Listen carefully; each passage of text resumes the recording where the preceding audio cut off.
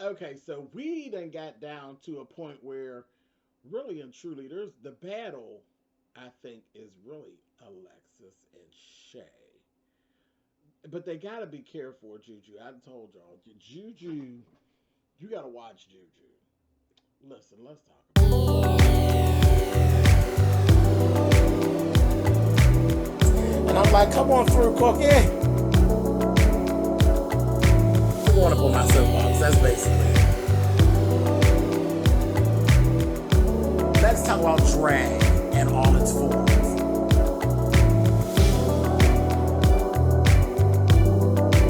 What, Cookie?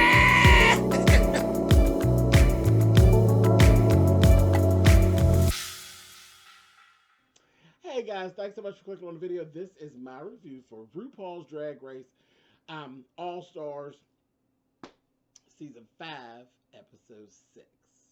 Listen, listen. A lot of stuff going on. Like I said, it's the Alexis and Shay thing.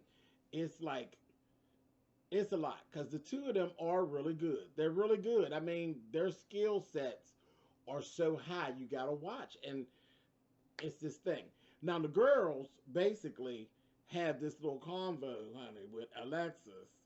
And they're still not convinced that India was lying on Alexis. But the thing is that India was in the bottom like 4 times.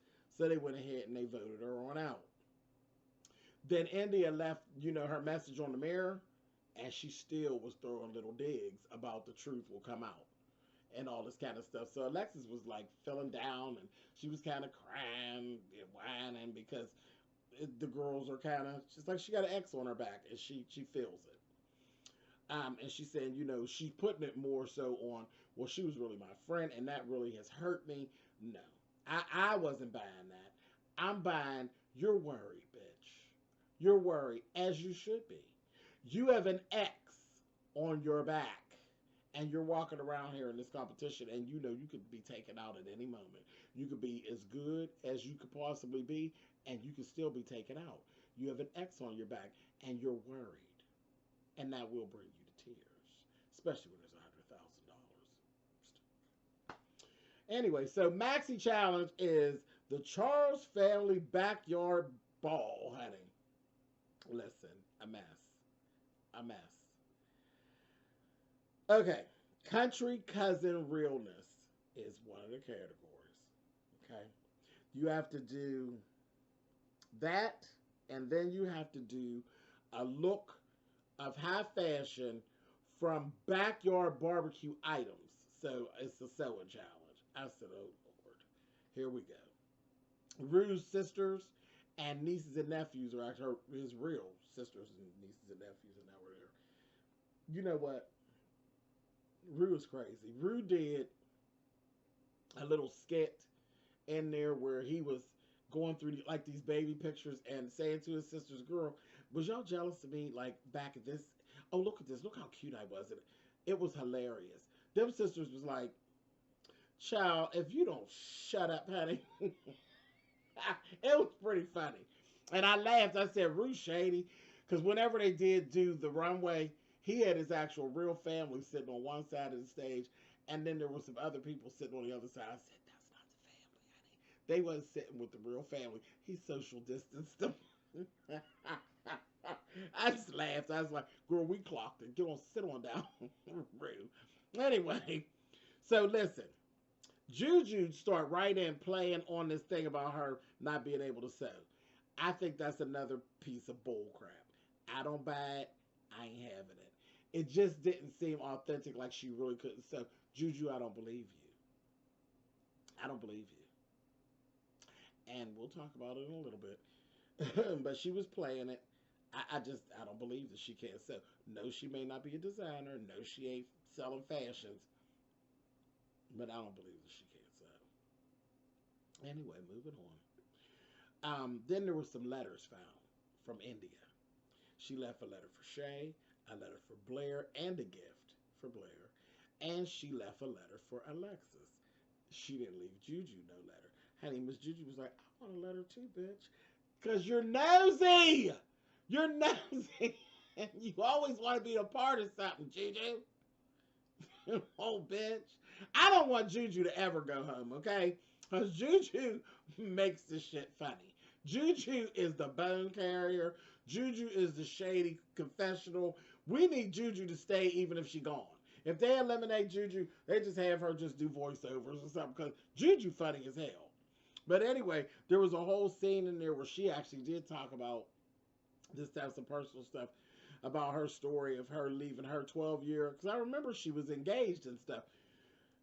She left her 12-year relationship due to drugs and alcohol, and she didn't got herself clean. And she was talking about how, you know, the friends that she made afterwards and going through recovery are like the family for her. You know, she don't really mess with her real family too much. And child, Rue got started with Chez, because Chez was when she was doing her walkthrough. Chez was telling her story about how cancer basically tore her life up right after she was on the show. Her father died, and then cancer took her sister out. So that was like in a short period of time. It was awful. And she was saying, she reminisced back how she used to cut up her dad's dress socks, because you know dress socks are silky, and literally used to make gowns for her sister's Barbie dolls. And I was like, oh my God. Child, she's telling that story. Rue was about to lose it. Then when he got over there to Juju, and Juju told the story about being a recovering addict and all that, child, Rue was dying. I said, girls, you doing the ugly cry, Rue? It was deep. It really was deep. I was like, oh, y'all really going there today. So it was a mess. So, okay, so let's talk about this runway. Country Cousin Realness, they had to do a monologue. It was like a monologue that was playing while they did this little thing. Child, Juju's monologue was absolutely hilarious. Absolutely hilarious. And those are the things that she's really good at. She is good at being funny. And she's going to talk about potato salad with raisins and MSG. And I said, Juju, it's ridiculous. Absolutely ridiculous. Then Chez come out. Shay's backyard. She did this whole backyard wedding situation for her unconventional sewing chap. It was a backyard wedding. I said, girl, you better come through with the whole Medea reference type of little thing going on. She had took the birdies and made them into bracelets, and I liked it. I was here for it. Those were the two that stuck out for me. Everybody else, I was like, whatever. Now, I'll tell you what I did like. Sitting up on the judging panel, they had BB Rexa there.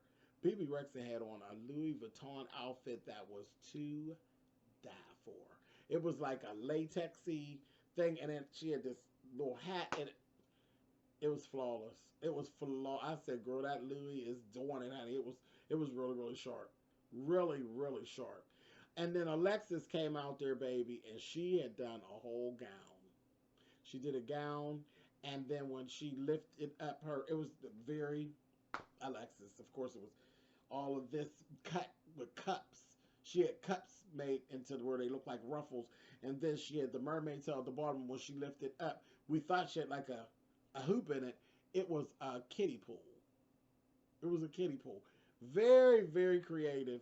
Very, very groovy. I was like, come on, Alexis. And she was painted for the people in the cheap seats.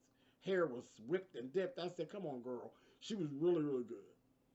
Now, we go to this whole little situation. When they start doing the deliberation with the judges and the girls, because, you know, everybody who don't win is in the bottom. The girls were nice because they did actually, everybody, Cracker did it. Cracker said something, and Juju said something about how Chez was really helpful to everybody back there with the sewing stuff, and that she really, really did help them. Now, Juju, let me tell y'all about Juju. Are any of you buying that Juju can't sew? Now, it was a very simple dress that Juju did do, but there's some sewing skills that are required to even cut it properly to make sure you got to be able to cut circular ruffles. And most people who don't know how to sew don't know nothing about no circular ruffle. and the fit was dead on. Even with stretchy fabric, folks who can't sew don't get that fit. Juju, I ain't buying that you can't sew. She looked real cute though. Her little outfit with the watermelon slices on it. It was cute. Anyway, I don't know if I'm the only one that felt like that. Y'all put it in the comments and let me know what y'all thought. Anyway, Cracker ended up winning overall. It was all right. I done told y'all before. Cracker for me, even on Cracker season, she just kind of. I don't have no problem with her. I think she's talented, but she don't wow me. She really does not wow me. And then her personality don't sit well with me. I'm like, girl, whatever. And I didn't agree with her winning. I thought Chez should have won personally, but whatever. Rude said Cracker, so that was that. Child. So then we go back. So they got to go and they got to deliberate now about who to send home, who to put the lipstick in. And damn Juju gonna say, how do you unregister to vote? I said. Juju is a whole fool. She is so funny to me. But anyway, Cracker then, went and talked to the girls one by one. She got talking to Blair, and Blair went over there and played the friend card on her. Girl, she was having none of it. None of it. I said, oh. She cracked her face. I said, I wish my best friend would have did that to me on camera. I would smack Chet upside his head and tell him, if you vote me out, I'll bust you in the mouth. But my best friend would never do that. That's my brother. He wouldn't do that to me. But Miss Cracker, honey, her name is Cracker. She cracked Blair's face, and he told her, this is not about friends, honey. This is about who's doing well. I said, oh. No, this is about a black eye, bitch. That girl, she'd have been getting her eyelash off. I'd have hit her at had her eyelash stuck to her damn eyebrow. Bitch. I was like, oh my. You know how people get this child, listen. It get deep, dark, and ugly in here, honey. So listen. Then she does this little confessional about sending Chez home. And that turned me all the way off from Miss Cracker. I am done with Miss Cracker. You shady bitch. And you ain't funny.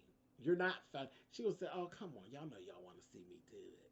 No, we don't want to see you do it. We don't want to see you send Chez home just because you scared. We want you to take your ass home. Now, you want the truth? There you go. I'm waiting on you to go, sis. Time's just a cranking down. I'm tired of looking at you. Yeah, I said it. Anyway, moving on. So then we get to our lip sync assassin. Chez said, who is this, honey, with all this money going on here?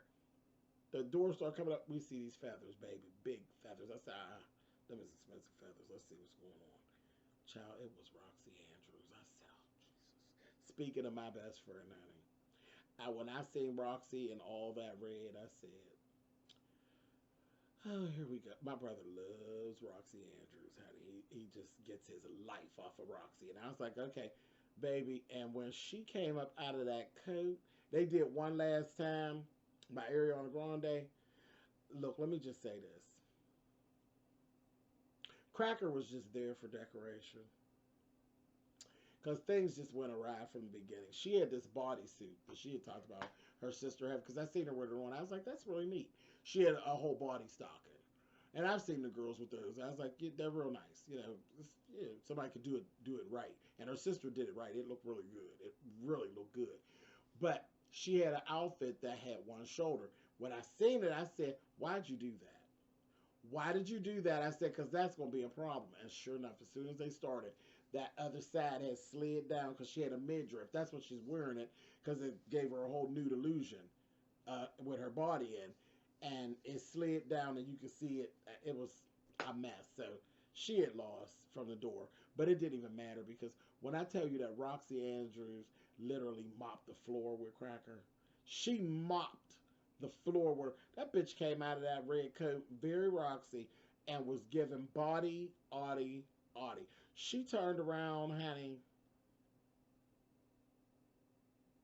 with all this ass out, honey, and all these rhinestones everywhere, and everything was red, and these badass boots on.